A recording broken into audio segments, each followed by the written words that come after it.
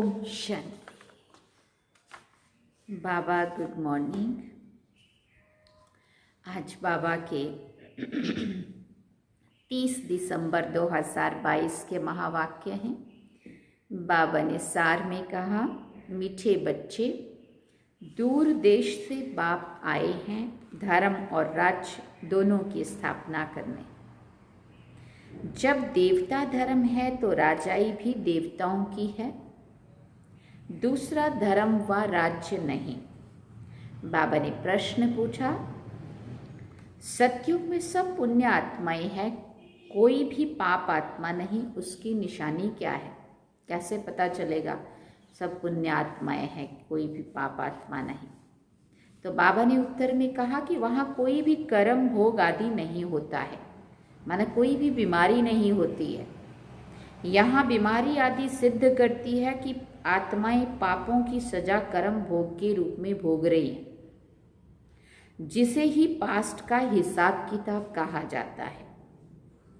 और एक प्रश्न बाबा ने पूछा, बाप के किस इशारे को दुरादेशी बच्चे ही समझ सकते हैं? तो बाबा ने उत्तर में कहा, बाप इशारा करते हैं, बच्चे तुम बुद्धि योग की दौड़ी लगाओ, यहाँ बैठे बाप को याद करो, प्यार से याद करेंगे तो तुम बाप के गले का हार बन जाएंगे।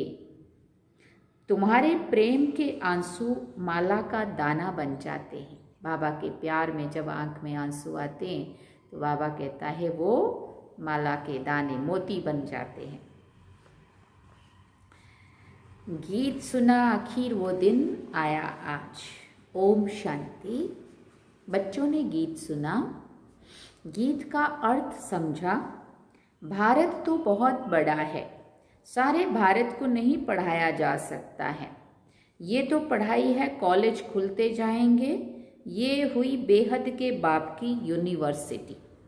इनको कहा जाता है पांडव गवर्नमेंट, गवर्नमेंट कहा जाता है सावरंटी को। अब तुम बच्चे जानते हैं सावरंटी स्थापना हो रही है, स्थापन हो रही है।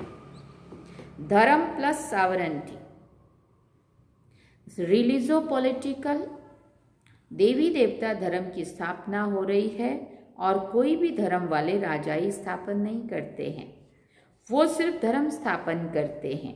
बाबा कहते हैं, मैं आदि सनातन धर्म और राजाई दोनों स्थापन करता, राजाई भी और धर्म भी।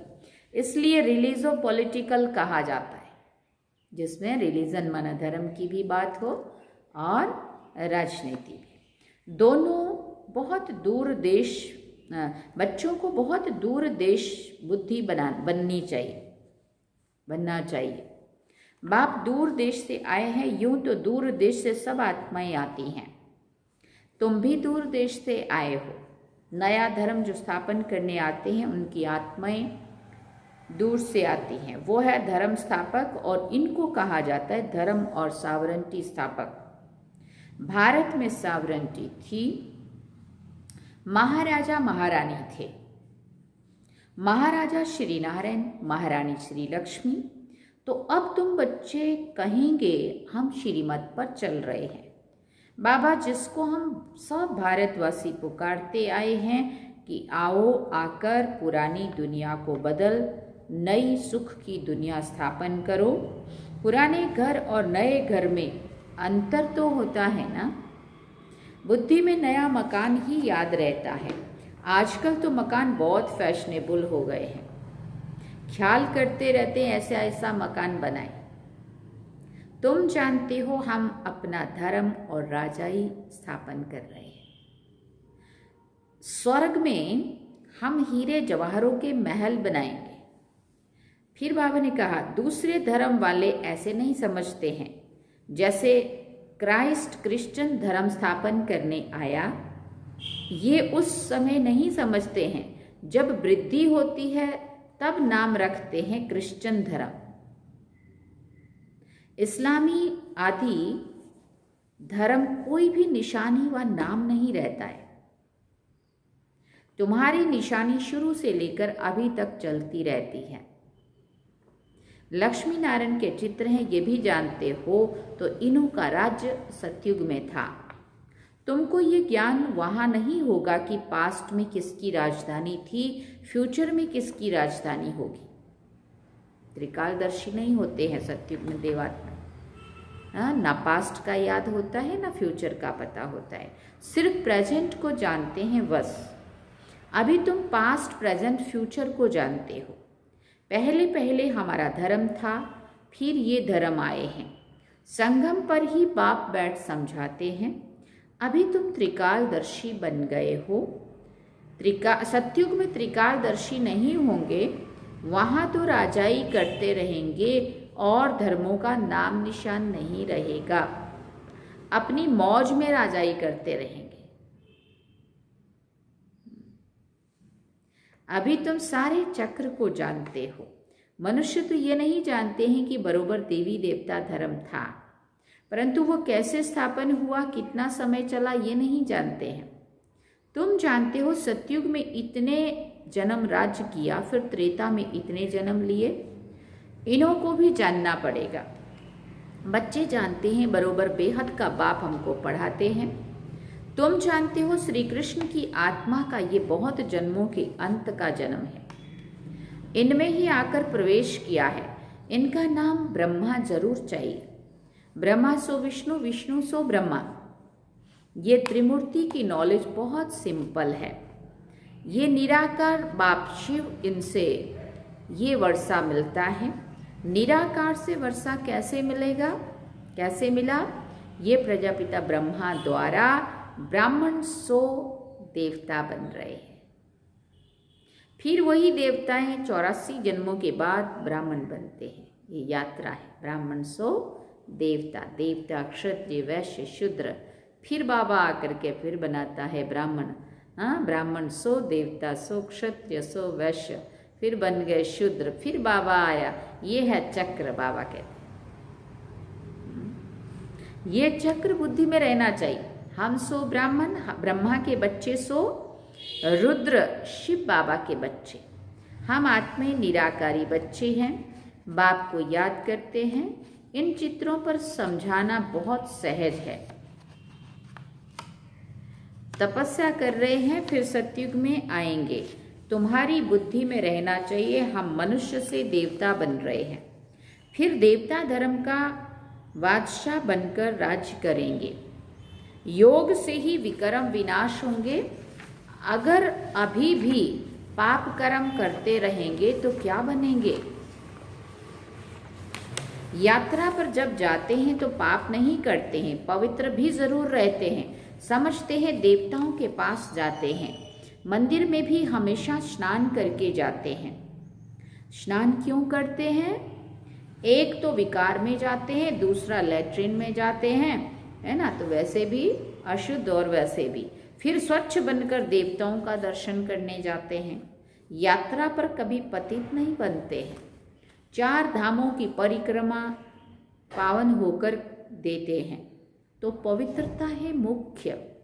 देवताएं भी अगर पतित होते तो क्या फर्क रहा? देवताएं पावन हैं, हम पतित हैं। तुम जानते हो बाबा ने हमको ब्रह्मा द्वारा गोद लिया है। यूँ तो तुम सब आत्माएं हमारे बच्चे हो, परंतु तुमको पढ़ाऊं कैसे, राजयोग कैसे सिखाऊं? तुम मीठे मीठे बच्चों को स्वर्ग का मालिक कैसे बनाऊं? तुम जानते हो बाबा नई दुनिया स्थापन करते हैं, तो भगवान जरूर बच्चों को लायक बनाकर वर्षा देंगे ना। कहाँ लायक? फिर बाबा पूछते कहाँ लायक बनाएंगे? संगम युग अभी लायक बना रहे। बाप कहते हैं मैं संगम पर आता हूँ, ये बीच का ब्राह्मण धर्म अलग हो जाता है। कलयुग में है शूद्र धर्म, सतयुग में है देवता धर्म। ये है ब्राह्मण धर्म, तुम ब्राह्मण धर्म के हो। ये संगम युग बहुत छोटा युग है। अभी तुम सारे चक्र को जान गए हो, दुरादेशी बन गए हो। तुम जानते हो ये बाबा का रथ है, इनको नंदीगण भी कहते हैं। सारा दिन सवारी थोड़ी होती है। आत्मा शरीर पर सारा दिन सवारी करती है। अलग हो जाए तो शरीर ना रहे। बाबा तो आ जा सकता है क्योंकि उनकी आत्मा अपनी आत्मा है। तो मैं इनमें सदैव नहीं रहता हूँ। किसने कहा? शिव बाबा कह रहे मैं इनमें सदा नहीं रहता हूँ, सेकंड में आ जा सकता हूँ। मेरे जैसे तीखा रॉकेट कोई हो नहीं सकता। आजकल रॉकेट, एरोप्लेन आदि कितनी चीज़ें बनाई हैं, परंतु सबसे तीखी आत्मा है। तुम बाप को याद करो, ये आया। आत्मा को हिसाब किताब अनुसार लंदन में जन्म लेना होगा तो सेकंड में वहां जाकर गर्भ में प्रवेश करेगी। तो सबसे तीखी दौड़ी पहनने वाली आत्मा है। अभी आत्मा अपने घर में जा नहीं सकती है क्योंकि वो ताकत ही नहीं रही है, कमजोर हो गई है, उड़ नहीं सकती है। आत्मा पर पापों का बोझा बहुत है। शरीर पर अगर बोझा होता तो आग से पवित्र हो जाता ना, परंतु आत्मा में ही खाद पड़ती है तो आत्मा ही साथ में हिसाब किताब ले जाती है। इसलिए कहा जाता है पास्ट का कर्म भोग है। आत्मा संस्कार साथ में ले जाती है। कोई जन्म से लंगड़ा होता है तो कहा जाता है पास्ट में ऐसे कर्म किए हैं। जन्म जन्मांतर के कर्म है जो भोगने पड़ते हैं। सतयुग में है ही पुण्य आत्मा, वहाँ ये बातें होती नहीं है। यहाँ है सब पाप आत्माएं। सन्यासियों को भी लकवा हो जाए तो कहेंगे कर्म भोग। सन्यासी तो इस जन्म में बना ना, बाकी तो हिसाब किताब तो पिछले कई जन्मों का है। तो इसलिए कुछ भी अगर होता है, समझो कोई ब्रह्मा कुमार बन गया, कोई सन्यासी बन गया, पवित्र आत्माएं बन गई, लेकिन वो इस जन्म की बात है। पिछले जन्मों में क्या क्या करके आए हैं वो थोड़ी पता है। तो कुछ भी अगर समझो लकवा हो गया, कुछ भी हो गया, तो ये कहेंगे कर्म भोग। अरे महात्मा श्री श्री 108 जगत गुरु को फिर ये बीमारी क्यों? कहेंगे कर्म भोग। देवताओं के लिए ऐसे नहीं कहेंगे। गुरु मरेगा तो फॉलोअर्स को जरूर अफसोस होगा। बाप पर भी जास्ती लव होता है तो रोते हैं। स्त्री का पति से जास्ती लव होगा तो रोएगी। पति दुखी करने वाला होगा तो नहीं रोएगी। बाबा कहते मोह नहीं होगा तो समझेगी भाभी तुम्हारा भी बाप के साथ बहुत लव है। पिछाड़ी में बाबा चला जाएगा, तुम कहेंगे ओफो बाबा चला गया जिसने इतना सुख दिया। पिछाड़ी में बहुत रहते हैं, बाप से लव रहता है। तुम कहेंगे बाबा हमको राजाई देकर चला गया। प्रेम के आंसू आएंगे, दुख के नहीं आएंगे। यहाँ भी बच्चे समय के बाद, बहुत समय के बाद आकर बाप से मिलते हैं तो प्रेम के आंसू आते हैं। ये प्रेम के आंसू फिर माला का दाना बन जाएंगे। हमारा पुरुषार्थ ही है हम बाबा के गले का हार बने। इसलिए बाबा को याद करते रहते हैं। बाबा का फरमान है याद की यात्रा करते रहो। जैसे दौड़ाया जाता है फलाने स्थान को हाथ लगाकर आओ, फिर नंबरवार होता है। यहाँ भी जितना बाबा को जास्ती याद करेंगे, जो पहले दौड़ी लगाकर जाएंगे, फिर पहले स्वर्ग में लौटकर आकर राज करेंगे। तुम सब आत्माएं बुद्धि के योग से दौड़ रही हो। यहाँ बैठे हुए भी वहाँ दौड़ रही हो, क्योंकि काम तो बुद्धि का है ना, इसमें शरीर से दौड़ने की बात नहीं। हम शिव बाबा के बच्चे हैं। बाबा इशारा करते हैं, मुझे याद करो, दुरादेशी बनो। तुम दूर देश से आए हो, अब ये पराया देश विनाश हो जाएगा। इस समय तुम रावण के देश में हो। ये धरनी रावण की है। तुम बेहद के बाप की धरनी पर आएंगे। वहाँ है रामराज। रामराज बाप स्थापन करते हैं। आधा में रावण राज्य ड्रामा अनुसार नूंधा हुआ है। ये सब बातें तुम बच्चे ही जानते हो, इसलिए तुम प्रश्न पूछते हो, कोई बता नहीं सकेगा। अगर कहे आत्मा का फादर गॉड फादर है, अच्छा तुमको उनसे क्या वर्षा मिलना चाहिए? हाँ, ये पूछते हैं बाबा, ये है पतित दुनिया। बाप ने पतित दुनिया तो नहीं रची ना। कोई को भी समझाना बहुत सहज है, चित्र दिखाना पड़े। त्रिमूर्ति का चित्र कितना अच्छा है, ऐसा कायदे अनुसार त्रिमूर्ति शिव का चित्र कहाँ है नहीं। ब्रह्मा को दाढ़ी दिखाते हैं, विष्णु और शंकर को नहीं दिखाते हैं, उनको देवता समझते हैं। ब्रह्मा तो प्रजापिता है, कोई ने कैसे बनाया है। अभी तुम बच्चों की बुद्धि में ये सब बातें हैं, और कोई की बुद्धि में नहीं आता है, जैसे बावरे हवा कहते। रावण को क्यों जलाते हैं, कुछ भी पता नहीं है। रावण है कौन, कब से आया, कह देते हैं अनादि काल से जलाते हैं। तुम समझते हो ये आधा कल्प का दुश्मन है। दुनिया में अनेक मतें हैं। फिर बाबा ने कहा, जिसने जो समझाया वो नाम रख दिया, वो नाम रख दिया। कोई ने महावीर नाम डाल दिया। अब महावीर तो हनुमान को दिखाते हैं, यहाँ आदि देव महावीर नाम क्यों रखा है। मंदिर में महावीर महावीरनी और तुम बच्चे बैठे हो। उन्होंने फिर माया पर जीत पाई है, इसलिए महावीर कहा जाता है। तुम भी अनायास ही अपनी जगह पर आकर बैठे हो। वो तुम्हारा यादगार है, वो है जड़। दिलवाड़ा मंदिर भी देखो आबू में, और हम भी हैदराबाद सिंध से कराची से आए भारत में, तो बाबा ने कहा चलो आबू में, तो आबू में वहाँ ही अपना जड़ यादगार, और वहीं हम जाके खुद तपस्या करने बैठे। तो बाबा कहते वो है तुम्हारा यादगार, वो है जड़। फिर भी चित्र जरूर लगाना पड़े, जब तक चैतन्य के पास आकर ना समझें। दिलवाड़ा मंदिर का राज बहुत अच्छा समझा सकते हो। ये पढ़कर आए हैं, तब भक्ति मार्ग में यादगार बने हैं। तुम्हारी राजधानी स्थापन करने में बड़ी मेहनत लगती है, गालियां भी खानी पड़ती है, सुना, क्योंकि कलगीधर बनना है ना। कलंक लगेंगे तो बाबा कहते कलगीधर बनेंगे। अभी तुम सब गाली खाते हो, सबसे जास्ती ग्लानी तो मेरी की है। शिव बाबा कह रहे हैं सबसे जास्ती ग्लानी तो मेरी की है। फिर प्रजापिता ब्रह्मा को भी गाली देते हैं, मित्र संबंधी आदि सब बिगड़ पड़ते हैं। विष्णु व शंकर को थोड़ी गाली देंगे। बाप कहते हैं मैं गाली खाता हूं। तुम बच्चे बने हो तो तुमको भी हिस्सा लेना पड़ता है। बाबा के बने हैं तो बाबा ब्रह्मा बाबा कई बारी कहता था, बाबा दुनिया वाले तो इतना मान इज्जत देते थे, इतना रिस्पेक्ट रखते थे, मैं आपका बना तब से तो गालियाँ खा रहा हूँ, है ना। राह चलते ब्राह्मण फंस गया।